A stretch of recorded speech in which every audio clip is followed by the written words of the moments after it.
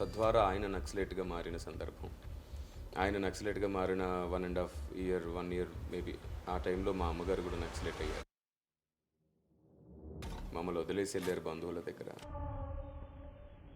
అక్కడ మేము కొంచెం ఇబ్బంది పడ్డాం, బంధువులు మమ్మల్ని సరిగ్గా చూసుకోలేదు. అలాగా నా 8 సంవత్సరాల వయసులో నాన్నగారు చనిపోయారు. అమ్మగారు మా కోసం లొంగిపోయి వచ్చేసారు.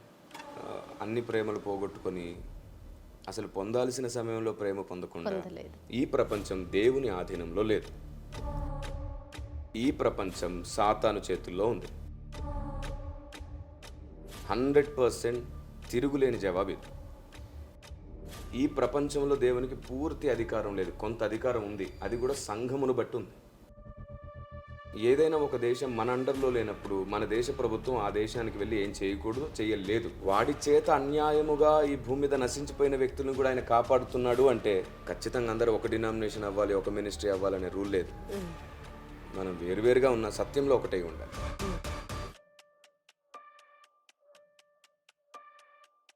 వాడి వలన అన్యాయం పొందిన ప్రతి జీవితానికి దేవుడు తర్వాత న్యాయం చేస్తాడు. శాంతి కోసం అన్ని మతాలు కలిసి ఏం చేస్తే బాగుంటుందన్న? ఈరోజు మరి మన స్టూడియోకి విచ్చేశారు మనందరికీ పరిచయ వాక్కులతో మరి పని లేనటువంటి ఒక దైవజనులు. అతి చిన్న ప్రాయంలోనే ప్రభువుని తెలుసుకొని అంగీకరించి సత్యాన్ని ముక్కుసూటిగా నొక్కి వాక్కానించి బోధిస్తున్నటువంటి దైవజనులు. ఒక రచయితగా, పుస్తకాల రచయితగా, అపాలజిస్ట్గా నిగూఢమైన సత్యాలని సరళమైన మాటలతో బోధించేటువంటి గొప్ప దైవజనులు.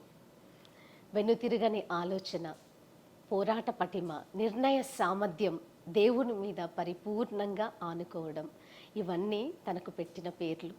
మరి ఇలాంటి గొప్ప దైవజనులు అతి చిన్న ప్రాయంలోనే గొప్పగా వాడబడుతున్నారు. మరి వారెవరో కాదు, మన ప్రియతమ WCM వ్యవస్థాపకులైనటువంటి బ్రదర్ కిరణ్ పాల్ గారు మనతో ఉన్నారు. మరి వారి యొక్క జీవిత చరిత్రని ఈ యొక్క ఇంటర్వ్యూలో తెలుసుకుందాం.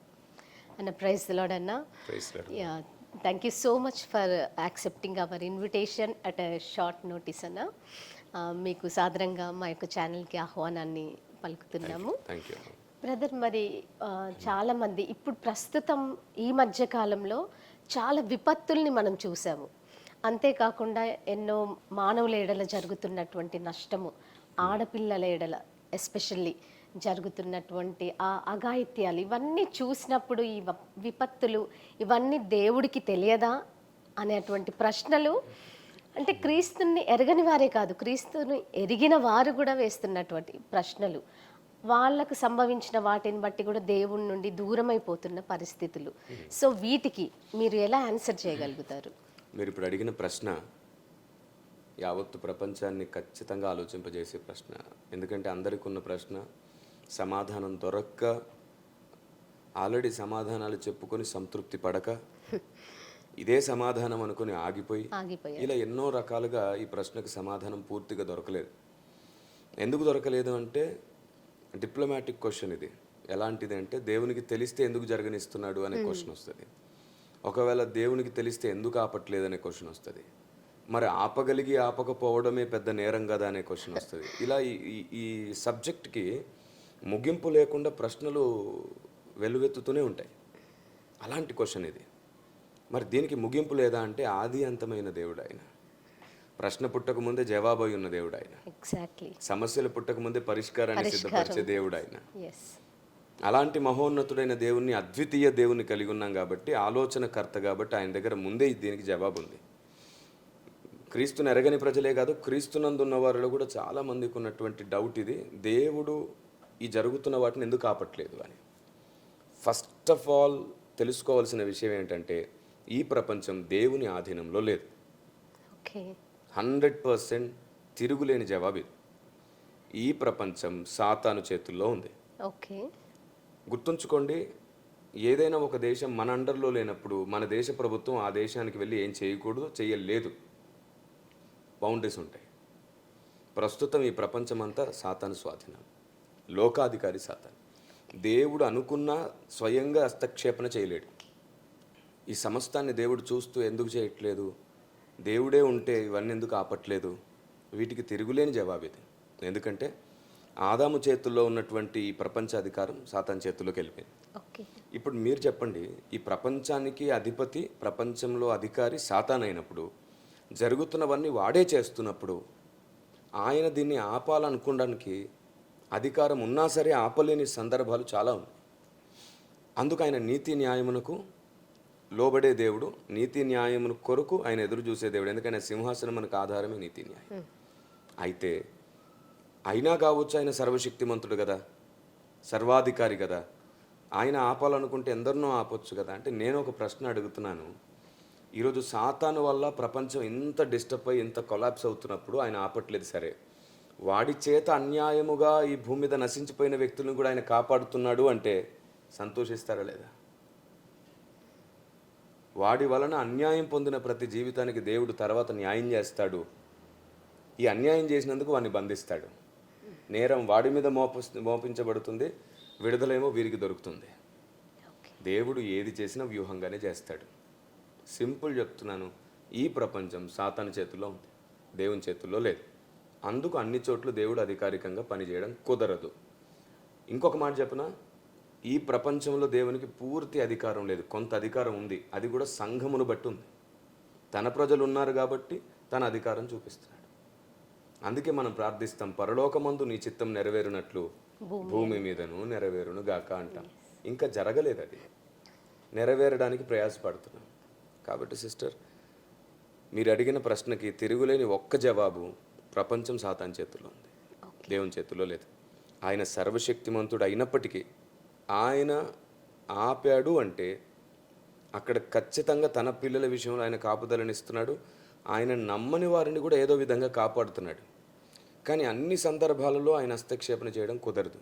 ఎందుకంటే వాడు అంటాడు, సాతాను, వీరు నా పిల్లలు, నా ఆధీనంలో ఉన్నారు, వీళ్ళ విషయంలో మీరెందుకు మధ్యలో వస్తున్నారు అని వాడు న్యాయస్థానం ముందు నిలబడి దేవుని నిందించినప్పుడు అక్కడ నిజంగానే సమాధానం చెప్పడం కుదరదు. ఈ కారణం చేత న్యాయం గల దేవుడు, వారికి కూడా న్యాయం చేయడానికి నమ్మకమైన దేవుడు.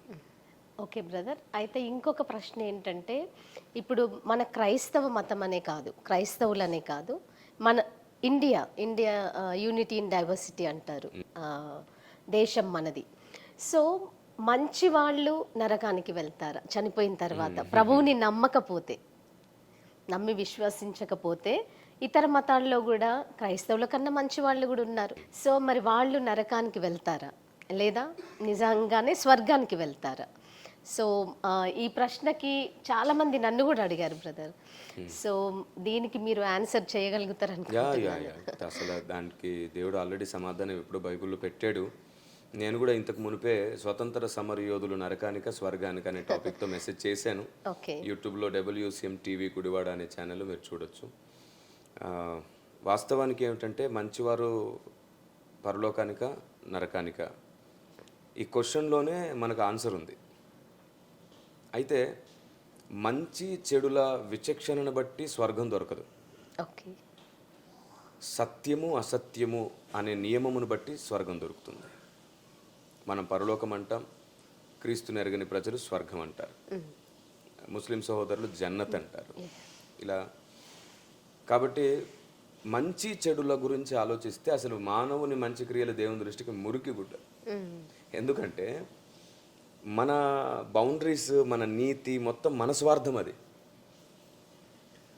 ఈ లోకంలో ఉన్నటువంటి చట్టము లేదంటే ఈ లోకంలో ఉన్నటువంటి నియమాలు అన్నీ కూడా మనిషి తనకు అనుకూలంగా పెట్టుకున్నవే. దేవునికి అనుకూలంగా వెళ్ళాల్సి వస్తే అందరి మీద నేరం ఉంది. ఎందుకంటే దేవునికి అనుకూలంగా లేమెవరం. ఒక్కొక్క దేశంలో ఒక్కొక్క చట్టం ఉంది. ఆ దేశానికి అది మాత్రమే మంచిది అని వాళ్ళు అనుకుంటారు, అది ఫాలో అవుతారు. ఇంకో దేశానికి ఇంకో చట్టం ఉంది.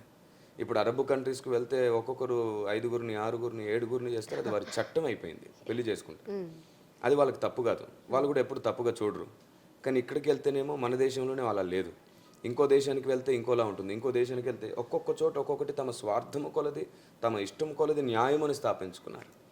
కాబట్టి నరుని న్యాయము దేవుని దృష్టికి మురికి గుడ్డలు. ఎందుకంటే అందులో స్వార్థం ఉంది, అందులో అజ్ఞానం ఉంది, అందులో అశాశ్వతమైన క్రియ జరుగుతుంది. శాశ్వతమైనదే సంపూర్ణ న్యాయం అవుతుంది. మరి ఇలా చూస్తే అసలు భూమి మీద ఎక్కడ న్యాయం కనబడదు. చివరికి మనం సంపాదిస్తున్న ధనం కూడా దేవుని దృష్టికి అన్యాయపు సిరి. ఓకే. అన్యాయపు సిరి. ఈవెన్ దో గవర్నమెంట్ ఇచ్చే జీతం కానీ మనం కష్టపడి తీసుకునే జీతాలు కూడా అబద్ధాలు ఆడి సెలవులు తీసుకుంటాం, కొన్ని పనులు అబద్ధాలు ఉంటాయి, కొన్ని న్యాయంగా చేసి కష్టపడే దాంట్లో కూడా మనం తప్పుడు లెక్కలు ఇస్తాము. ఇలా ఎన్నో జరుగుతుంటాయి. అన్నిట్లో అన్యాయం ఉంది. మనం గొప్పగా చెప్పుకునేదంటే నేను కష్టపడి రెక్కలు ముక్కలు చేసుకుని సంపాదించుకున్నానంటే అందులో కూడా చాలా వరకు అన్యాయం ఉంటుంది. ఇప్పుడు ఆటో వాడే చూడండి, చాలా కష్టపడి చేస్తాడు కదా. 10 రూపాయలు తీసుకోవాల్సిన చోట 20 రూపాయలు తీసుకుంటాడు, 20 రూపాయలు తీసుకోవాల్సిన చోట 50 రూపాయలు అంటాడు. కొంతమంది అమాయకులను చూస్తే ఇంకో 10 రూపాయలు ఎక్కువ తీసుకుంటాడు. అరే ఇది నేను కష్టపడుతున్నాను, నన్ను ప్రభుత్వం పట్టించుకోవట్లేదు, లోకం పట్టించుకోవట్లేదు, అన్ని ట్యాక్సులు పెరిగిపోతున్నాయి కాబట్టి నేను ఎక్కడో చోట సంపాదిస్తున్నాను, న్యాయం మాట్లాడతాడు. వాడికి అది న్యాయం, కానీ దేవుని దృష్టికి అది అన్యాయం. బ్రదర్ రైల్వే స్టేషన్కి ఎంత అంటే 20 రూపాయలు అంటాడు. 20 రూపాయలు ఎందుకు, 1 కిలోమీటరే కదా, 10 రూపాయలు తీసుకో అంటారు వీళ్ళు. వాడు ఖాళీగా అయినా 2 ట్రిప్పులు తిరుగుతాడు కానీ 10 రూపాయలు తీసుకోడు. అంటే మనిషి స్వార్థంతోనే పనిచేస్తాడు. ఈగో, అహం. ఒకప్పుడు అంటే కేజీల కొద్ది ఈగో ఉంది, ఇప్పుడు అందరికీ టన్నుల కొద్ది పెరిగింది. కాబట్టి న్యాయం అన్యాయం అనే విచక్షణ లోకానికి పోయింది. మంచి చెడులతో స్వర్గం పరలోకం జన్నత్ నై మిల్తా. సత్యం అసత్యం అనే కొలమానంతోనే ముడిపడి ఉంది. కాబట్టి ఏది సత్యం ఏది అసత్యం ఇది దేవుని దగ్గర స్టార్ట్ అవ్వాలి. ఎవరు ప్రాణకోటిని చేసిన దేవుడు, ఎవరు కాదు. అదే స్వర్గాన్ని నరకాన్ని ముడి కలిగి ఉన్నటువంటి మార్గం. సో ఇప్పుడు వేదాలలో, ఉపనిషత్తుల్లో, భగవద్గీతలో, ఖురాన్లో ఇలా ఎందులో చూసినప్పటికీ కూడా దేవుడు ఒక్కడే అనే కాన్సెప్ట్తోని ప్రపంచం నడుస్తుంది. సో ఆ కాన్సెప్ట్ నా ఛానల్ స్టార్ట్ అయింది కూడా అలాగే స్టార్ట్ అయింది. దేవుడు ఒక్కడే, మనుషులంతా ఒకటే. సో మనం మానవత్వం కలిగి జీవించాలి. సో మానవత్వం కలిగి మనం అందరం కూడా కలిసి జీవించలేమా బ్రదర్? ఎందుకు ఇన్ని అంటే ఒకరి మీద ఒకరము దూషించుకోవడాలు ఎందుకు? ఆ మానవత్వం అనేది లోపించడం వల్ల మనం సాటి వాళ్ళని ప్రేమించలేక దూషిస్తున్నామేమో అనిపిస్తుంది. సో ఆ ప్రేమ గనుక మన అందరి మధ్యలో వస్తే దేవుని స్వర్గం నిజంగా ఇళ్ళలోనే చూస్తాం మనం. సో అది రావాలంటే మనం అందరం ఎలా కలిసి జీవించాలి, భారతీయులుగా ఐక్యంగా ఎలా జీవించాలంటారు? వాస్తవానికి మీరు అడిగిన ప్రశ్న అంటే మీలాంటి ఆలోచన భావన కలిగి ప్రపంచంలో ప్రతి దేశంలో చాలామంది ఉన్నారు. విచిత్రం ఏమిటంటే దూషణ, ద్వేషం, ఈ అల్లరి అనేది సగటు సామాన్యమైన మానవుడు కాదు చేస్తుంది, అధికారాల్లో కూర్చున్న వాళ్ళు చేస్తున్నారు. రెండవది వారితో పాటు ఉన్నటువంటి అనుచరులు చేస్తున్నారు. అటు రాజకీయంగా కానివ్వండి, లేకపోతే థియాలజిస్ట్గా కొనసాగుతూ కొందరు బోధల పేరట దూషించడం కానివ్వండి, లేకపోతే బాగా చదువుకొని ఉండి అన్నిటిని అనాలిసిస్ చేయగలిగి ఇది తప్పు ఇది ఒప్పు అని మాట్లాడుతున్నప్పుడు వారి వల్ల కొంత మత ఘర్షణలు రావడం కానివ్వండి. ఇదంతా కూడా ఏంటంటే కొందరు ఒక గ్రూప్ ఆఫ్ పీపుల్ అన్నమాట. అంతేగాని ప్రతి ఇంట్లో మనలాగా ఆలోచించే వాళ్ళు ఉన్నారు. అరే గొడవలు ఎందుకు, అందరం బాగుందాం అనుకునే వాళ్ళు ఎంతమంది లేరు, ఉన్నారు. ఇప్పుడు మనం గుర్తించాల్సింది ఏమిటంటే వివాదాలకు కారణమైనది ప్రతి చోట కొన్ని గుంపులే. ప్రతి గ్రామంలో ఒక గుంపు ఉంటుంది అంతే, గ్రామం అంతా గొడవ పడదు. ప్రతి చోట కొందరే గొడవ పడతారు, అందరూ గుంపుని బట్టి గ్రామానికి పేరు వస్తుంది చెడు అని.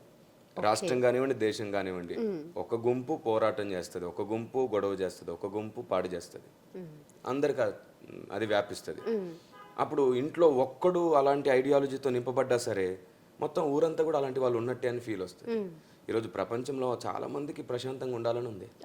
ఉగ్రవాదులుగా తయారైన వారి తల్లిదండ్రులు కూడా అయ్యో వాడు ఉగ్రవాదిగా మారకపోతే బాగుండని. సో ఇలా ఆలోచిస్తే ప్రపంచం అంతటికి అలాంటి రాడికల్ మైండ్ సెట్ లేదు. ప్రపంచంలో కొందరికి ఆ కొందరి వల్లనే మొత్తం ప్రభావితం అవుతుంది అన్నమాట.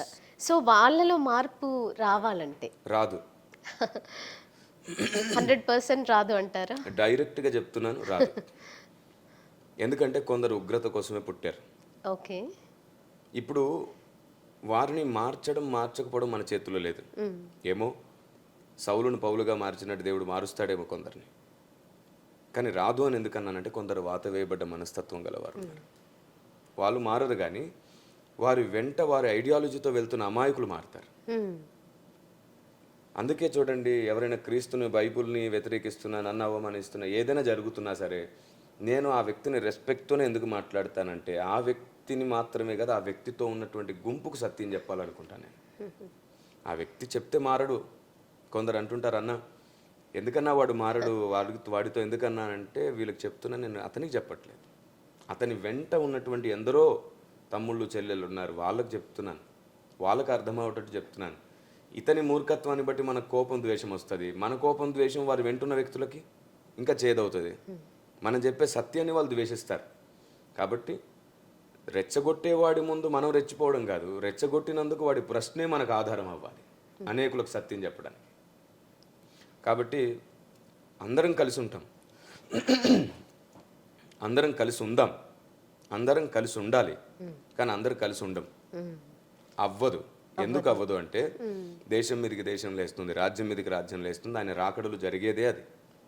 ఇప్పుడు మనం చేయాల్సిన పని ఏంటంటే ప్రపంచమంతా ఒక తల్లి పిల్లలై కలిసి ఉండాలనే కోరిక మనకుంటే మనం మాట్లాడినంత వరకు వివాదం లేకుండా మాట్లాడితే మన మాటను బట్టి దేశంలో కానీ గ్రామంలో కానీ రాష్ట్రంలో కానీ ఒకటవ్వవలసిన వాళ్ళందరూ ఒకటవుతారు. ఐడియాలజికల్గా అందరూ ఒకటైతేనే ఈ వివాదాలు గొడవలు పోతాయి. మళ్ళీ చెప్తున్నా, ఐడియాలజికల్గా ఒకటైతేనే, మతపరంగా ఒకటి అవ్వద్దు, కులపరంగా ఒకటి అవ్వద్దు, ఆలోచన పరంగా అందరం ఒకటవుదాం, అంత బాగుంటుంది. అంటే కుల మతాలకు అతీతంగా మన బ్రతుకు, కుల మతాలకు అతీతంగా అందరు ఐడియాలజికల్గా ఒకటైతేనే ఆ తర్వాత ఆ ఒక్క దేవుడు దొరుకుతాడు. ఓకే, ఇప్పుడు సత్యదేవుణ్ణి తెలుసుకోవడం ఓకే, ఎవరి సాంప్రదాయాలు వాళ్ళు ఫాలో అవుతూ, ఎవరి మతాలు వాళ్ళు ఫాలో అవుతూ సత్యాన్ని తెలుసుకోవాలి, సత్యదేవుణ్ణి తెలుసుకోవాలి. సో దాన్ని ప్రీచ్ చేయాలంటే ఏ విధంగా ప్రీచ్ చేయాలి అంటే ఒక క్రైస్తవురాలిగా నేను, సో అందుకు నా భారతదేశము సుఖంగా సంతోషంగా సమాధానంగా ఉండాలని కోరుకునే వాళ్ళల్లో నేను మొదటిదాన్ని. అందుకే ఈ ప్రశ్న, మన లోపల కూడా మార్పు రావాలంటే, అందరూ కలిసి జీవించాలంటే ఎలాంటి మార్పు మనలో రావాలి?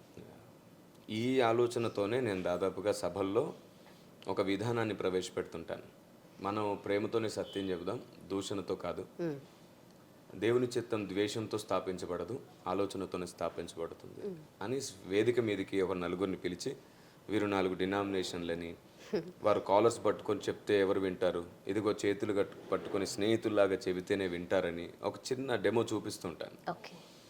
ఈరోజు ఏదైనా సరే సత్యం ప్రేమతో చెప్పి ఓపికతో చెబితే తప్ప ప్రజల్లో ఐక్యత రాదు, ప్రేమ రాదు.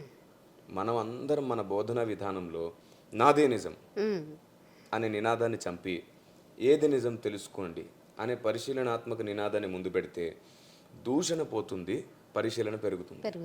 అప్పుడు మాత్రమే మన మధ్యలో ప్రేమ అనేది చిగురిస్తుంది. సో ప్రతి బోధకుడు తనకు తెలిసిన సత్యం చెప్పే ప్రయత్నం చేయండి, కానీ అసత్యంలోనో తప్పులోనో ఉన్న వ్యక్తిని దూషించే ప్రయత్నం చేయొద్దు. అప్పుడు మాత్రమే సమాజంలో దేవుడు అనుకున్నది స్థాపించబడుతుంది. అన్న అయితే ఎవరి మతాన్ని ఎవరి సాంప్రదాయాన్ని వాళ్ళు ఫాలో అవుతూనే సత్యాన్ని తెలుసుకోవచ్చు. ఈ ఐడియాలజీ ఇప్పుడు మన వాళ్ళకి అర్థం కావట్లేదు, ఇది అపార్థం చేసుకునే ఆలోచన. కానీ అర్థం చేసుకుంటే గొప్పగా దైవ కార్యం జరుగుతుంది. ఏంటంటే ఎవరు మతం మారొద్దు, ఎవరు కులం మార్చుకోవద్దు, ఎవరి మతాల్లో వాళ్ళు ఉండి సత్యమేదో తెలుసుకోండి అనేది మొదటి మెట్టు. సత్యమేదో తెలుసుకున్న తర్వాత ఇంకా వాళ్ళు మతంలో ఉండరు, జీవంలో ఉంటారు, జ్ఞానంలో ఉంటారు, సత్యంలో ఉన్న తర్వాత వెలుగులో ఉంటారు. కాబట్టి ఎవరి మతంలో వాళ్ళే ఉండండి, కానీ సత్యమేదో తెలుసుకోండి అనే నినాదం ఈరోజు ముందుకు వస్తేనే దేవుడు అనుకున్న పని ప్రారంభమవుతుంది. Praise God. అన్న ఇంకొకటి ఏంటంటే, నేను గద్దర్ గారిని ఇంటర్వ్యూ చేసినప్పుడు ఆయన క్రైస్తవులందరికీ కూడా ఒక సవాల్ విసిరాడు. క్రైస్తవులందరూ కూడా ఈ డినామినేషన్స్ లేకుండా ఒకే తాటి మీదకి వస్తే అలా రాగలుగుతారా మీరు? అప్పుడు నిజంగా శాంతి కలుగుద్ది ఆయన చెప్పారు. సో ఇందులో ఎలాంటి మార్పు వస్తే నిజంగా మనమందరం కూడా ఒకటిగా బ్రతుకుతాం? యాక్చువల్లీ గొప్పవారు మహానుభావులు అందరూ అలాంటి మనసుతోనే ఉన్నారు. కానీ విషయం ఏమిటంటే డినామినేషన్లు అన్నీ ఒకటి అవ్వవు, ఈ భూమి ఉన్నంత వరకు జరగదు అది. కానీ ఆలోచన అంతా ఒకటయ్యే అవకాశం ఉంది. అభిప్రాయాలన్నీ ఒకటయ్యే అవకాశం ఉంది. దానికోసం మనం కృషి చేయగలిగితే అద్భుతం జరిగిపోతుంది. అంటే ఒక ఇప్పుడు తను ఒక ప్రజా గాయకుడిగా సమాజాన్ని ఎంతో చదివిన వ్యక్తిగా ఆయన ఉండి పిలుపునిచ్చాడు మనకి. సో ఆ పిలుపు గనక నిజమైతే నాకు ఆ రోజు కలిగిన ఆలోచన, ఆ పిలుపు నిజమయ్యే రోజులు వస్తాయా? వస్తే మాత్రం నిజంగా క్రైస్తవుల్లో కూడా ఐక్యత అనేది పెరుగుద్ది. వస్తుంది. ఎందుకంటే దేవుడు అనుకున్న గొప్ప సంస్కరణ అదే, అందరినీ ఒకటి చేయాలని. మనం వేరు వేరు అవయవాలు అయినప్పటికీ ఏక శరీరం. మరి మనం ఒకటైతేనే దేవుడు అనుకున్నది పూర్తవుతుంది. ఎఫెసీ 4:11 ఉంటుంది, మనం అందరం ఒక్క విశ్వాసంలోనికి రావాలి. కుమారుని గురించిన జ్ఞాన విషయంలో ఏకత్వం పొందాలి, అది దేవుని చిత్తం. అయితే డినామినేషన్ల వారిగా జరగదు. డినామినేషన్లలో ఉన్న భక్తులు అందరూ ఒకటవుతారు, అది ఐడియాలజికల్గా. మరి ఏక శరీరం అనేది నెరవేరాలిగా. క్రీస్తు భూమి మీదకి వస్తే ఒక అవయవాన్ని వివాహం చేసుకోడే, అవయవాల సమ్మేళితమైన, సో అది జరుగుతుంది. ఐడియాలజికల్గా అందరూ ఒకటవుతారు, డినామినేషనల్గా కాదు. అనేక డినామినేషన్ల నుంచి ఇది సత్యమేనండి, నేను ఇప్పటి నుంచి దీన్ని నమ్ముతాను అని వారి వారి డినామినేషన్లో ఉండే సత్యం కూడా నమ్ముతారు. కొందరేమో సత్యం నమ్మాను కదా, నేను ప్రత్యేకంగా ఉండి పనిచేస్తాను అని కూడా కొందరు ఉంటారు. సో అన్ని రకాలుగా కేటగిరికల్గా సత్యంలో చాలామంది స్థాపించబడతారు. మనం దీన్ని యాక్సెప్ట్ చేయాలి. ఖచ్చితంగా అందరూ ఒక డినామినేషన్ అవ్వాలి, ఒక మినిస్ట్రీ అవ్వాలనే రూల్ లేదు. మనం వేరువేరుగా ఉన్న సత్యంలో ఒకటై ఉండాలి. మనం వేరువేరు పనులు చేస్తున్నా, వేరువేరు పరిచర్యలు చేస్తున్నా, సత్యంలో ఒకటై ఉండాలి. అదే దేవుని కోరిక, అదే దేవుని ఇష్టం. ఓకే అన్న, మిమ్మల్ని చూసినప్పుడు నిజంగా ఇంత చిన్న వయసులో ఇంత చక్కగా ప్రపంచంతో మాట్లాడే అంటే ఒక ధైర్యవంతుల కోవకి చెందినటువంటి వారు మీరు. ప్రభు గొప్ప సైనికుడిగా మీరు వాడబడుతున్నారు. సో మీ బాల్యము, మీ తల్లిదండ్రులు, మీరు ఎలా అసలు ఇలా ఒక అగ్నిలో పుటము వేయబడినటువంటి సువర్ణంగా మీరు బయటకు వచ్చారో మాకు తెలియజేస్తారన్నా? నా పసితనం అంతా కూడా క్రీస్తుని ఎరగని కుటుంబం. అసలు క్రీస్తు అనే పేరే తెలియని కుటుంబం. తాతగారు స్కూల్ హెడ్ మాస్టర్, నాన్నగారు స్కూల్ హెడ్ మాస్టర్, బాబాయ్ గారు పోలీస్, ఇలా బంధువులందరూ వెల్ సెటిల్డ్ అనమాట, వెల్ ఎడ్యుకేటెడ్ ఫ్యామిలీ. ఏమీ తక్కువ లేని భూస్వాముల కుటుంబం. ఎప్పుడు ఇంట్లో పని వాళ్ళు ఉండే అంత సమృద్ధి ఉన్న కుటుంబం.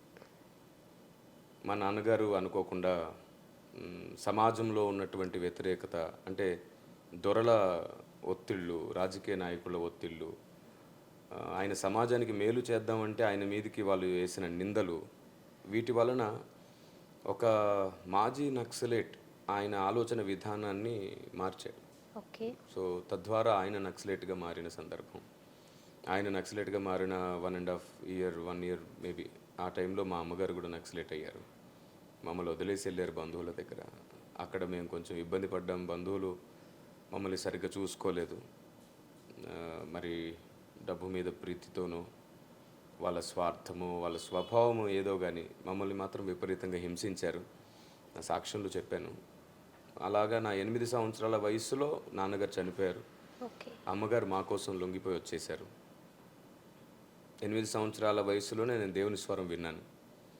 అప్పటి వరకు అసలు దేవుడు అంటే ఏంటో తెలియని వయసు, దేవుడు అంటే ఏంటో తెలియని కుటుంబం. భయంకరమైనటువంటి నిష్ఠతో, విగ్రహారాధనలతో ఉన్నటువంటి కుటుంబం. అయితే అలాంటి కుటుంబంలో నుంచి నాకు దేవుని స్వరం వినడం ద్వారా దేవుడు అంటే ఏంటో తెలుసుకోవడం ప్రారంభమైంది. ఒక సువార్తికుడు సువార్త చెప్పిన తర్వాత నేను రక్షించబడలేదు.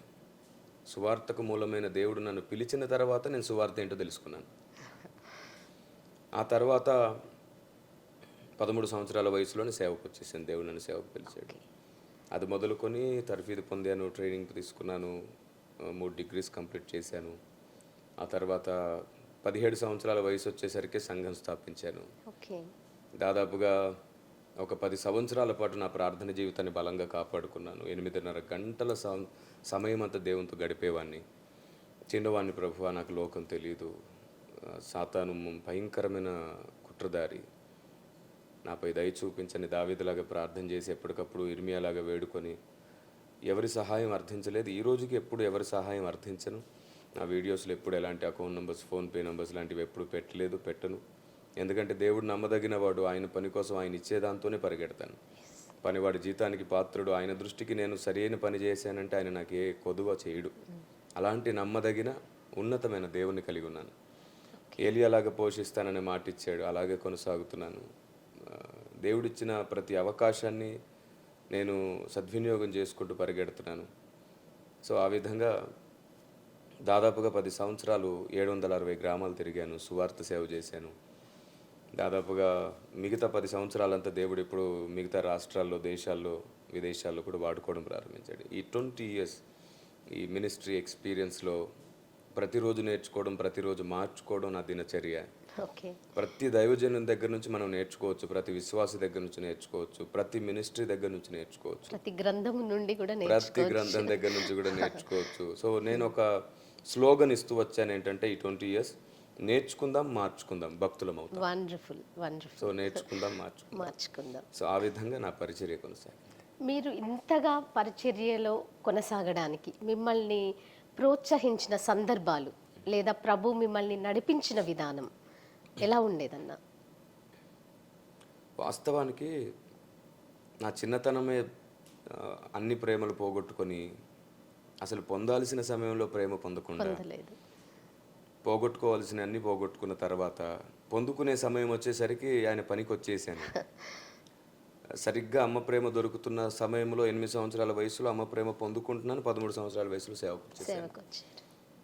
సో దేవుని పనిలో ఉంటుండగా ఎన్నోసార్లు నిరుత్సాహాలు ఎదురయ్యాయి, ప్రోత్సాహాల కంటే కూడా. ఓకే. బహుశా అలాంటి నిరుత్సాహాలు ఎదురైనందుకే కావచ్చు నేను ఇంతటి పరిచర్య చేయడానికి నాకు ఉపయోగపడింది. ఓకే. శ్రమ అనేది అగ్నితో సమానమైతే ఈరోజు పరిచర్య బంగారం అయింది. సో ప్రోత్సాహం కాదు నాకు కలిగింది. వాస్తవానికి మీరు అడిగారు ఏంటంటే ఏది ప్రోత్సాహం, నిరుత్సాహాలే నేను ఇంత ఎదగడానికి నాకు కారణమయ్యాయి. సో నిరుత్సాహాలనే మీరు పాజిటివ్ వేలో చెప్తున్నారు అనుకుంటాను.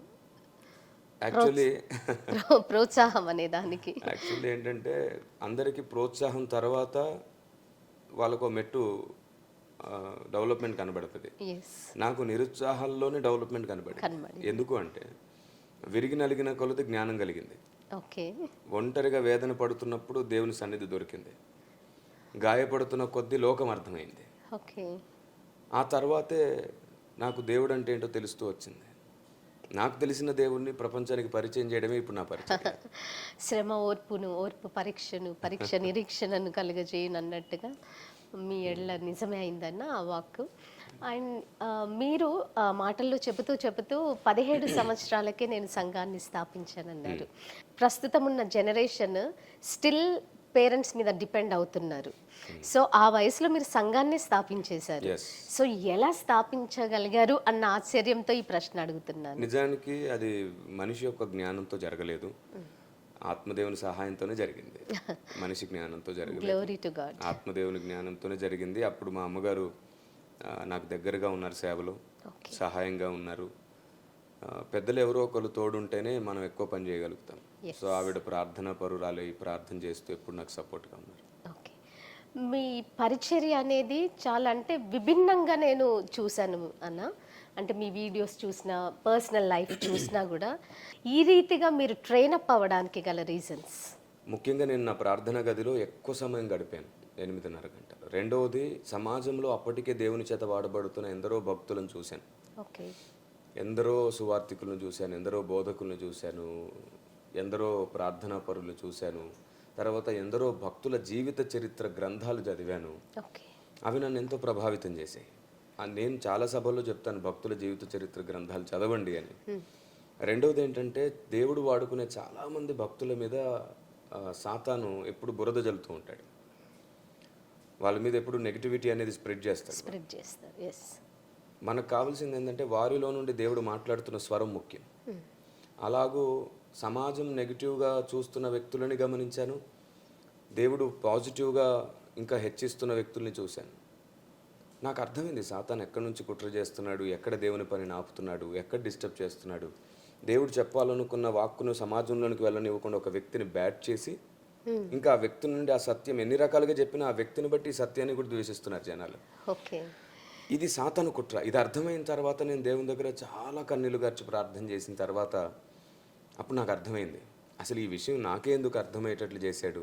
ఎందుకంటే ఎక్కడ దేవుని ఆలోచన విధానం ఆగిపోయిందో, ఎవరి వల్ల ఆగిపోయిందో, ఏ కారణంతో ఆగిపోయిందో దాన్ని నేను ఇంకొంచెం ముందుకు తీసుకెళ్ళడానికి పుట్టాను. అందుకే దేవుడు నన్ను ఎంపిక చేసుకున్నాడని నాకు అర్థమైంది.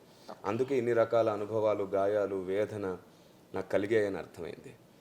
ఆ రోజు నా మనసు పులకరించింది. నేను దేవుణ్ణి అడిగాను, ప్రభువా ఒకవేళ ఇదే నీ చిత్తమైతే మరి దానికి వాటన్నిటిని సహించే శక్తి మీరే నాకు ఇవ్వాలి, మీరు ఇస్తేనే నేను ఏమైనా చేయగలుగుతాను అని దేవుణ్ణి అడిగి దేవుని సన్నిధిలో దేవుని వేడుకొని ప్రార్థించి పని ప్రారంభించాను. ఒంటరిగానే పని ప్రారంభించాను. అదుల్లాము గుహలో దావీదు ఒంటరిగా ఉన్నట్టు. సో ఎందరో బాధల్లో, ఇబ్బందుల్లో, ఇరుకుల్లో ఉన్నటువంటి శిష్యులు, తమ్ముళ్ళు ఎందరో తోడై ఉండి నాకు మంచి తిమోతి లాంటి, ఎలీషాలు, యెహోషువ లాంటి వాళ్ళు తయారై ఇంకా పరిచర్య వేగంగా చేయగలిగే కృపనిచ్చారు దేవుడు. ఓకే. సో ఈ భారతదేశం నిజంగా ఈ రీతిగానే శాంతి సమాధానాలతో కొనసాగాలంటే ఎవరి సాంప్రదాయం వారికే అన్నారు ఇందాక, ఎవరి మతం వాళ్ళదే అన్నారు. సో ఆ శాంతి కోసం అన్ని మతాలు కలిసి ఏం చేస్తే బాగుంటుందన్న శాంతి స్థాపింపబడుతుంది ఈ లోకంలో? మీరు మొదటి నుంచి ఇంటర్వ్యూ ప్రారంభం నుంచి మీరు అదే అడుగుతున్నారు, శాంతి శాంతి శాంతి. శాంతి లోపించింది. బయట అడుగు పెడతామంటే తిరిగి వచ్చే వరకు గ్యారంటీ లేని బ్రతుకులు అయిపోయాయి. బయటికి వెళ్దామంటే ఎవరి మీద, ఏ క్రిస్టియన్ మీద, ఏ హిందూ మీద, ఏ ముస్లిం ఏం చేస్తున్నాడో తెలియని పరిస్థితుల్ని కళ్ళారా చూస్తున్నాం. ఒకప్పుడు విలేజెస్లో బ్రతికిన బ్రతుకులు ఎలా ఉండేవన్నా అంటే ఏ మతము, ఏ కులము అనేది అసలు తెలీదు మాకు. అంత చక్కగా కలిసి కట్టుగా బ్రతికే వాళ్ళం. ఒక కుటుంబంగా, జగమంతా ఒకే ఒక్క కుటుంబంగా ఉండేది. ఆ రోజులు ఈ రోజు మనం చూడలేకపోతున్నాం. అందుకే ఆ శాంతి తిరిగి రావాలంటే అందరము కలిసి ఏం చేయాలి? మీరు అడిగిన ప్రశ్నకి ప్రపంచమంతా శాంతి అనేది ఎప్పటికీ జరగదు, కానీ ప్రతి ఇంట్లో, ప్రతి గ్రామంలో, ప్రతి గుంపులో శాంతి రప్పించవచ్చు. ఎలాగంటే ఓ 10 మంది స్నేహితులు కలిసి ఉన్నారు, వాళ్ళ మధ్యలోని బంధం శాంతిగా ఉండేటట్టు చేయొచ్చు ఆలోచన విధానంతో. ఆ 10 మంది కుటుంబాల్లో కూడా సేమ్ ఐడియాలజీ వస్తుంది. అలాంటి 10 మంది కుటుంబాలు 10 చోట్లు ఉన్నాయి అంటే ఆ గ్రామమే శాంతిగా ఉంటుంది. అలాగా మండలం శాంతి ఉంటుంది, అలా జిల్లా శాంతిగా ఉంటుంది, అలా రాష్ట్రం అంతా కూడా శాంతిగా ఉంటుంది. సో ఐడియాలజికల్గా అవగాహన కలిగిస్తే తప్ప, మనస్సుల్లో జ్ఞానం కలిగితే తప్ప సమాధానం ఉండదు. జ్ఞానమే అన్నిటికీ మూలం. జ్ఞానం ఉంటేనే సమాధానం, జ్ఞానం లేకపోతే సమాధానం లేదు. సో అది వ్యక్తికి వ్యక్తి మధ్యలో జరగాలి, అవగాహన కలిగిస్తేనే సాధ్యమవుతుంది. జ్ఞానం పట్ల అవగాహన. ఫర్ ఎగ్జాంపుల్, మేము ప్రేమతో పెట్టే ప్రసాదం మీరు తినరు, మీరు ప్రేమతో ఇస్తే మేము ఏదైనా తింటామని అడుగుతారు లోకం. మన వాళ్ళు ఏం చెప్తారు? యేసుప్రభు నమ్ముకున్నాను నేను అందుకే తినను. మీ యేసుప్రభు తినొద్దన్నాడా? మా అయ్యగారు తినొద్దన్నాడు అంటారు. అందరికి కోపం అయ్యగారి మీద. అయ్యగారు తినొద్దన్నాడా? ఎక్కడ రాస్తుందంటే మా బైబిల్లో రాసిందంట. ఇప్పుడు వీళ్ళకి అర్థమైందా, అపార్థమైందా? మరి అపార్థమైనాక శాంతి ఎలా కలుగుతుంది? కరెక్టే చెప్పారు, నిజమే చెప్పారు, కానీ చెప్పే విధానం అది కాదు. ఎందుకు తినవు నువ్వు అని అంటే వారికి అర్థమయ్యే కోణంలో నేను చెప్పాను 16 సంవత్సరాల క్రితం. మీ మతంలో చాలామంది మాలలు వేసుకొని భక్తి చేస్తుంటారు, వాళ్ళు ఏది పడితే అది తింటారా? మీరు ప్రేమతో ఇంటికి పిలిచి నాటుకోడి పులుసు పెడితే తింటారా అని అంటే తినరు అన్నారు. ఎందుకు తినరు? నిష్టలో దీక్షలో ఉన్నారు. అవునా, మరి నిష్టలో దీక్షలో ఉంటే తినకూడదా? తినకూడదు. తింటే దీక్ష పాడవుతుంది, పెడితే పెట్టినవాడికి శాపం వస్తుంది. అంతే, క్రైస్తవుడు బాప్తిసం తీసుకొని జీవితకాలం దీక్షలో నిష్టలో బతుకుతున్నాడు. మేము కూడా కొన్ని తినకూడదు. అది యేసుప్రభు బొమ్మ ముందు పెట్టినా, సిలువ ముందు పెట్టినా మాకు నిషిద్ధమే. బలిగా అర్పించింది, నైవేద్యంగా పెట్టింది మేము తినం. మీ ఇంటికి పిలిచి ప్రేమతో పెడతానన్నావుగా, కారంతో పెట్టినా మేము తిని తృప్తిగా నేను దీవిస్తాం. నా నిష్టకు దీక్షకు విరుద్ధంగా ఉన్నది పెట్టి నువ్వు దాన్ని ప్రేమ అనొద్దు అని చెప్తే అర్థం చేసుకున్నారు. కాబట్టి అర్థమయ్యేటట్టు అవగాహన కలిగిస్తే సమాధానం ఉంటుంది. అందుకే చెప్తున్నాను, జ్ఞానము వలననే సమాధానం కలుగుతుంది. ప్రతి దాసుడు, ప్రతి బోధకుడు, ప్రతి థియాలజిస్ట్, ప్రతి టీచర్ అర్థమయ్యేటట్లు మాట్లాడదాం, అపార్థాలు తొలగించుకుందాం. అప్పుడే సమాధానం నిలకడగా ఉంటుంది. ఎందుకంటే అన్న, ఇప్పుడు పూర్వం బ్రిటిషర్స్ వచ్చారు, అలా క్రైస్తవ్యం వచ్చింది అనుకుంటారు. కానీ క్రైస్తవ్యం వచ్చిన తర్వాత ఇప్పుడు మనం విలియం కేరీని తీసుకుంటే, మరి తాను ఇప్పుడు సతీ సహగమనం ఇలాంటివెన్నో మూఢాచారాలని తీసేయగలిగాడు. అది మన భారతదేశానికి చాలా ఉపయోగపడింది. సో ఒక క్రైస్తవుడు రావడం వల్ల మంచి మార్పే కలిగింది కదా. సో ఆ మార్పుని చక్కగా వాళ్ళు మనస్ఫూర్తిగా స్వాగతించాలంటే మన వ్యవస్థలో, ఈ సమాజంలో ఎలాంటి మార్పు రావాలంటారు? యాక్చువల్లీ మీరు ఇప్పుడు అడిగిన దాన్ని ఒక ప్రశ్నగా మార్చాల్సి వస్తే, బ్రిటిష్ సామ్రాజ్యం, బ్రిటిష్ వాళ్ళు వచ్చిన తర్వాత క్రైస్తవ్యం వచ్చిందనేది నిజమా అనే క్వశ్చన్గా దీన్ని మార్చి మనం ఆలోచిస్తే, అసలు బ్రిటిష్ వాళ్ళు వచ్చిన తర్వాత 70 సంవత్సరాలు సువార్త జరగడానికి మిషనరీస్ని రానివ్వలే. 70 years భారతదేశంలో సువార్త లేదు. ఓకే. బ్రిటిష్ వారు క్రైస్తవులను ఎప్పుడు అనకండి. వాళ్ళు క్రీస్తుని నమ్ముండవచ్చు, క్రీస్తుని నమ్మిన ప్రతి ఒక్కడు క్రైస్తవుడు కాకపోవచ్చు. ఎందుకంటే నన్ను ప్రేమించేవాడు నా మాటల ప్రకారం చేస్తాడని ఉంది బైబిల్లో. యేసు ప్రభుని నమ్మిన ప్రతి ఒక్కడు క్రైస్తవుడు కాదు, యేసు ప్రభు ఇష్టాన్ని నెరవేరుస్తున్నవాడు క్రైస్తవుడు. కాబట్టి బ్రిటిష్ వారు అందరూ క్రైస్తవులని అసలు అనుకోవద్దు. కొందరంటే నామకే వస్తే నామకార్థులై ఉన్న వాళ్ళందరూ క్రైస్తవులు ఎలా అవుతారు? అవరు. పొలంలో కలుపు ఉంటుంది, పొలమంతా కలుపులా చూడొద్దు. యాక్చువల్లీ బ్రిటిష్ వాళ్ళు వచ్చిన తర్వాత క్రైస్తవులు అనేవాళ్ళు మిషనరీలు సువార్త చెప్పడానికి రానివ్వలేదు. ఎందుకంటే వాళ్ళు వస్తే వీళ్ళ ఆగడాలు చెల్లవు, వాళ్ళు నిలదీస్తారు. అయితే 70 సంవత్సరాల తర్వాత మిషనరీస్ వచ్చారు. అప్పటి నుండి అసలు వాళ్ళు చేసిన పని ఏమిటో తెలుసా? అరే, ఇండియన్స్ని వీళ్ళు అనవసరంగా ఇబ్బంది పెడుతున్నారు, వీళ్ళకు చదువు జ్ఞానం చెప్తే వీళ్ళు ఖచ్చితంగా పోరాడి గెలుస్తారు కదా అని చెప్పి మిషనరీ స్కూల్స్, కాలేజెస్ స్థాపించారు. ఇప్పుడు చాలామంది, ఇప్పుడు అంబేద్కర్ గారు ఎక్కడ చదువుకున్నారు? మిషనరీ కాలేజెస్, స్కూల్స్లోనే కదా. ఎందుకంటే అప్పట్లో కులాల పేరిట చాలా చోట్ల రానివ్వలేదు. ఆయన విదేశాలకు వెళ్ళి చదువుకున్న, భారతదేశంలో చదువుకున్న ఎందరో మహానుభావులు, ఒకరిద్దరు కాదు. అసలు మన దేశానికి రాష్ట్రపతులుగా ఉన్న చాలామంది కూడా మిషనరీ కాలేజెస్, స్కూల్స్లో చదువుకున్న వాళ్ళే. స్వయంగా వాళ్ళే చెప్తారు. కాబట్టి వాళ్ళు వచ్చి చదువు విషయంలో అందరికీ న్యాయం చేయాలన్నారు. విలియం కేరీ క్రైస్తవుడే కదా. ఆయన వచ్చి చేసింది ఏమిటి? రాజా రామ్మోహన్ రాయ్ గారితో కలిసి సతీసహగమనాన్ని ఆపాడు. కాబట్టి క్రైస్తవుడు భారతదేశానికి చేసిన సేవ చాలా గొప్పది. గాంధీ గారితో పాటు నడిచిన వారిలో టైటస్ గారు అనేటువంటి క్రైస్తవుడు ఉన్నాడు. అసలు భారతదేశానికి స్వతంత్రత తేవడంలో క్రైస్తవుని పాత్ర కూడా మిక్కిలి శ్రేష్టమైంది. అసలు అప్పుడు మతభేదం లేకుండా అన్ని మతాల వాళ్ళు కలిసి తెచ్చుకుంటేనే ఇది మనిల్లైంది. పరాయి వాడి ఇంట్లోంచి వెళ్ళిపోయాడు. క్రైస్తవుడికి దేశభక్తే ఉండదని కొందరు ఈరోజు తప్పుడు ప్రచారం చేసి ఇంకా కొందరు తమ్ముళ్ళని తప్పుగా రెచ్చగొడుతున్నారు. మీరు చెప్పండి, మొన్న రీసెంట్గా ఇండియా సౌత్ ఆఫ్రికా మ్యాచ్ జరిగింది. తర్వాత రీసెంట్గా నిన్నగాక మొన్న వెస్టిండీస్తో కూడా జరిగింది. మనం ఎవరు గెలవాలని కోరుకున్నాం? భారతీయులు, ఇండియానే గెలవాలనుకున్నాం. అరే, వాళ్ళు క్రైస్తవులు అయితే వాళ్ళ ఆత్మీయ క్షేమాభివృద్ధి కొరకు ప్రార్థన చేస్తాం. గెలవడం మాత్రం నా గడ్డే గెలవాలి, నా దేశమే గెలవాలనుకున్నాను.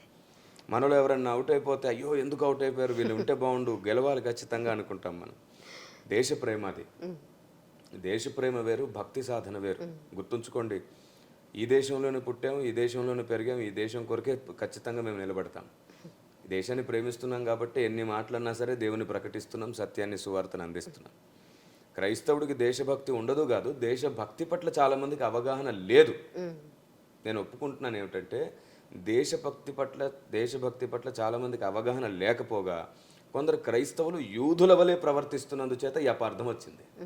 ఎందుకంటే జై బోలో క్రీస్తు మహారాజుకి అనగానే అందరు గట్టిగా జై కొడతారే, మరి జై బోలో గాంధీజీకి, మహాత్మా గాంధీకి, సర్దార్ వల్లభాయ్ పటేల్కి, నెహ్రూజీకి, సుభాష్ చంద్రబోస్కి అంటే మాత్రం మెల్లిగా జై జై అని మాట్లాడతారు. యేసు ప్రభుకి మాత్రం గట్టిగా జై కొడతారు. అసలు కొందరైతే జై కూడా కొట్టరు స్వతంత్ర సమరయోధులకి, ఎందుకంటే వాళ్ళకి జై కొట్టడం కూడా విగ్రహార్థనమేమో అనుకునేంత మూర్ఖత్వం నేర్చుకున్నారు. నేను ఎవరు నేర్పించారో చెప్పట్లేదు, అది ఒక మూర్ఖత్వం, దాన్ని నేర్చుకున్నారు. సరైన అవగాహన లేక. దేవునికి జై కొట్టినప్పుడు ఉండే భావన వేరు, మనిషికి జై కొట్టినప్పుడు ఉండే భావన వేరు. అరే, వీళ్ళు స్వార్థాన్ని విడిచిపెట్టి నిన్నువలే నీ పొరుగువారిని ప్రేమించు అన్న మాట నెరవేర్చారు. తమ కుటుంబం కొరకు బ్రతకడం మాని దేశం కొరకు బ్రతికారు. వాళ్ళు చేసిన ప్రాణత్యాగానికి కదా నేడు మన పిల్లలు స్వతంత్రంగా ఉన్నారు. ఆ త్యాగానికి, వాళ్ళ మంచి మనసుకు జై కొడుతున్నాం. కానీ క్రీస్తుకు జై కొట్టేటప్పుడు నా రక్షకుడు, నా దేవుడు, రాజులకు రాజు, ప్రభులకు ప్రభు, త్వరగా రాబోతున్న దేవుడు అనే భావనతో జై కొడతాం. ఆరాధన భావం అది. ఈ అభిమాన భావానికి, ఆరాధన భావానికి ఎంత డిఫరెన్స్ ఉంది? కాబట్టి దేవుడు డిఫరెన్స్ చూస్తాడు. అది గమనించలేక కొందరు యూదుల వలె ఆలోచించి తప్పుడు విధానంలో ప్రవర్తిస్తున్నందుచేతనే ఈ అభ్యంతరాలన్నీ కలుగుతున్నాయి. చాలా మట్టుకు నేను అంటే చాలా సదస్సుల్లో కూడా విన్నానన్న, బ్రిటిష్ వాళ్ళ ప్రభావం మన మీద పడింది. సో బ్రిటిషర్స్ క్రైస్తవ బోధ కూడా చేయనివ్వలేదు, వాళ్ళని రానివ్వలేదు, వచ్చి ప్రకటించే వాళ్ళని కూడా ప్రకటించనివ్వలేదు. సో బ్రిటిషర్స్కి క్రైస్తవులకంటూ ఉమ్, ఆ, వాళ్ళతో మనం కలిసిలేము, లేము. క్రైస్తవత్వం మాత్రం కలిసిలేదు. అంతే. వాళ్ళు క్రైస్తవుల్ని కూడా వాళ్ళు హింసించి చంపేశారు చాలా మంది పాస్టర్స్ని, మిషనరీస్ని కూడా. సో మనది భారతదేశము. సో క్రైస్తవులైనా, ముస్లింలైనా, హిందువులైనా, జైన మతానికి చెందిన వారైనా ఎవరైనా కూడా బహుళ మత సమ్మేళనం కాబట్టి మనం అందరం కూడా ఇండియన్స్గా పోరాడాలి, ఇండియన్స్గానే శాంతి సమాధానం స్థాపింపబడాలని మనం కూడా గట్టి ప్రయత్నం, ఒక వంతు కృషి మనము చేయాలి. సో అన్న, ఎన్నో ప్రశ్నలకు ఈరోజు మాకు సమాధానాలు దొరికాయి.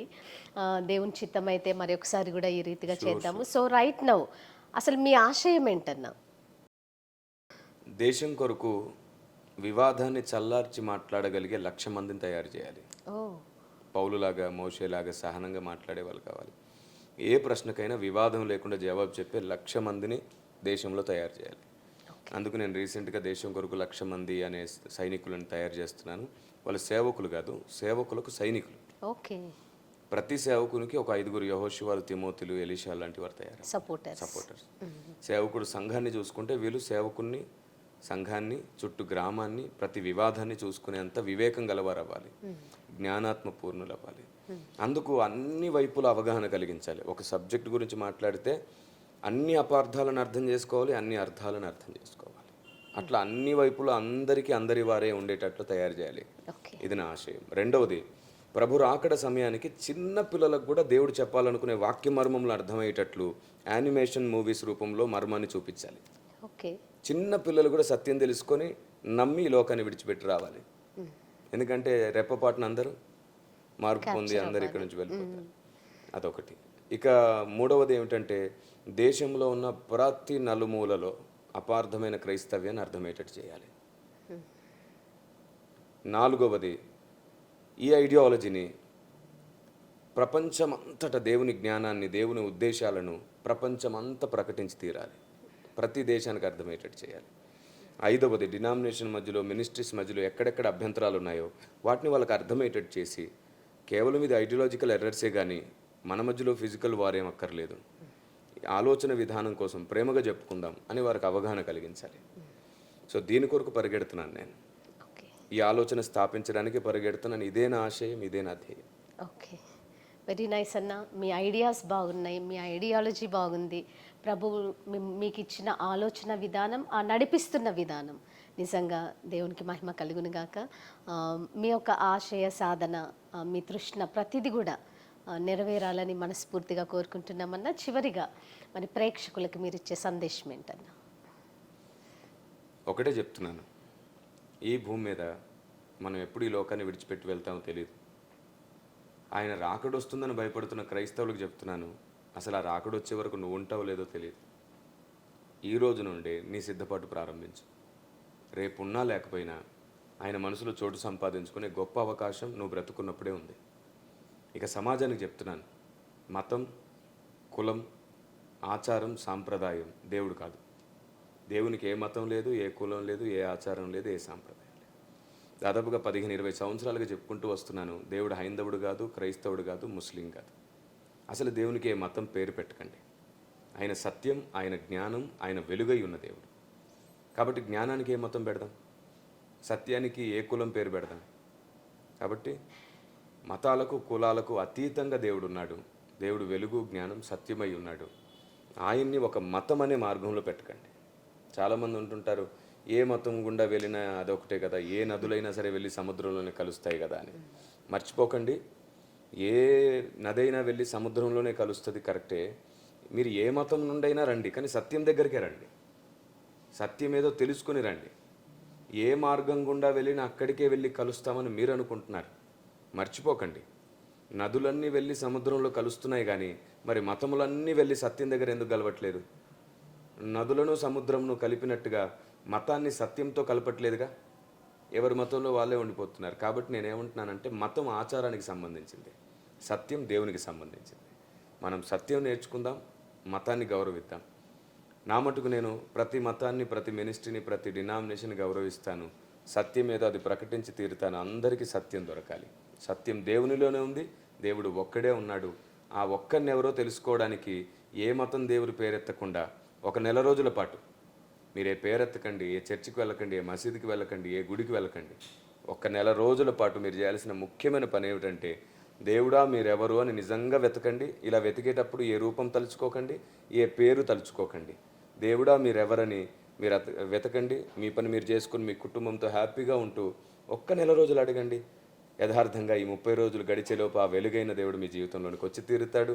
నిజముగా మొరపెట్టువారికి ఆయన సమీపం. ఆ ఒక్క దేవుని మేము పరిశీలించి తెలుసుకున్నాం. ఆయన పేరు నజరేయుడైన యేసు. ప్రతి మత గ్రంథం చెప్పిన సత్యం. నేను ప్రపంచం అంతటా నిజదేవుని ముద్ర అనే పుస్తకం రాశాను.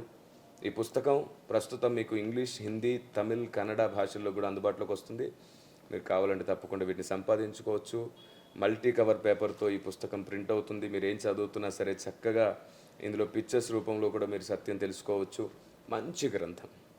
ఇది మీ ఆలోచన విధానాన్ని స్థిరపరుస్తుంది. కాబట్టి దేవుడు ఒక్కడే, తల్లి ఒక్కడే. మతానికో దేవుడు లేడు. ఒకవేళ మతానికో దేవుడు ఉండేలాగైతే మతానికో భూమి కూడా పుట్టేది, మతానికో సౌర కుటుంబం ఉండేది. కానీ ఒకే భూమి మీద అందరం ఉన్నామంటే అర్థం ఏమిటి? అందరికీ ఒక్కడే. ఆ ఒక్కడిని ప్రకటించే పరిశోధనలో వెతకగా దొరికాడు. ఆయన పేరు నజరేయుడైన యేసుగా మేము గుర్తించాం. మీరు గుర్తిస్తారని ప్రకటిస్తున్నాం. దేవుడే మీకు అర్థమయ్యేటట్లు చేయాలి. And may God bless you. Thank you very much. Thank you so much అండి. Praise the lord. Thank you. Praise the lord. వ్యాస్ చూశారు కదండి, నిజంగా కులానికి మతానికి అతీతంగా మానవత్వానికి మనం చేరువగా బ్రతకాలి. నిన్ను వలె నీ పొరుగువాన్ని ప్రేమించమని బైబిల్ బోధిస్తుంది. పొరుగువాన్ని ప్రేమించమని ఖురాన్, భగవద్గీత కూడా కోరుకుంటుంది. మరి ఇవన్నీ కలిస్తే ఏంటండి భారతదేశంలో మనమందరం కూడా సంతోషంగా, సౌఖ్యంగా, శాంతి సమాధానాలతో కలిసిమెలిసి ఒక తల్లి పిల్లలుగా జీవించాలని మనస్ఫూర్తిగా కోరుకుంటూ సర్వేజన సుఖినో భవంతు, సత్యమేవ జయతే. మీ అందరి ఆశీస్సులతో ఇట్లు మీ సునీత ప్రవీణ్.